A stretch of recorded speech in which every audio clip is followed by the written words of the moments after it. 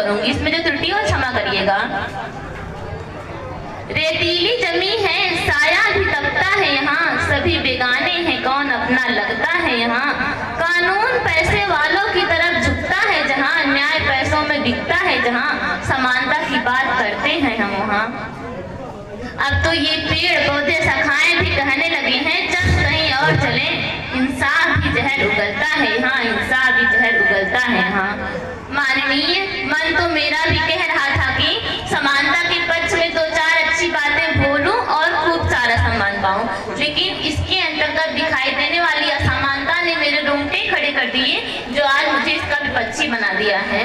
माननीय, समानता कितनी और किस रूप में समान है इसका हमारे पास कोई खाका नहीं है, और इसे देश हित में बताकर मात्र स्वांग रचा जा रहा है, वो भी इस स्थितियों में जब हमारा भारत देश पहले से ही 90% स्थितियों में समानता का पालन कर रहा हो। मात्र 10% समानता को पाने के लिए इतनी उत्सुकता, इतनी उतावना, इतनी दिखावटीपन दिखाया तो ऐसे जा रहा है जैसे ये राष्ट्र प्रेम हो। लेकिन माननीय, ये आप सब अच्छी तरीके से जानते हैं हमारा भारत देश विविधताओं में एकता वाला देश है, जो एक एक मोतियों से पिरोकर एक माला बनाई गई है।